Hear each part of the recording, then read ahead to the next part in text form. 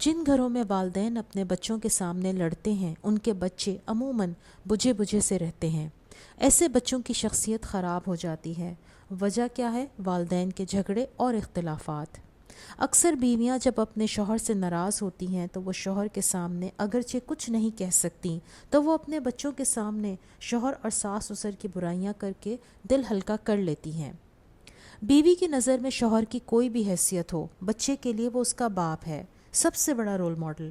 جب ماں اپنے بچے سے اس کے باپ کی شکایت کرتی ہے تو بچے کی شخصیت شدید متاثر ہوتی ہے۔ یہ بات ذہن میں رکھیے کہ کچھ عرصے کے بعد جب بچے بڑے ہو جائیں تو وہ سمجھدار ہو جاتے ہیں۔ وہ جان لیتے ہیں کہ جھگڑے کا ذمہ دار کون تھا۔ اس لیے کبھی بھی بچوں سے اس کی ماں یا باپ کی برائی نہ کریں، ورنہ عملی زندگی میں وہ کامیاب انسان نہیں بن پائیں گے۔ اس لیے اپنے بچوں کو جھگڑوں میں انوالو مت کریں، اپنے کیے کی سزا ان کو نہ دیں، ورنہ کل کو تاریخ خود کو دہرائے گی۔ آپ کے بچے وہی کر رہے ہوں گے جو آپ نے کیا۔ اس طرح یہ ایک سائیکل ہے جس سے آپ کا خاندان اور نسلیں متاثر ہو سکتی ہیں۔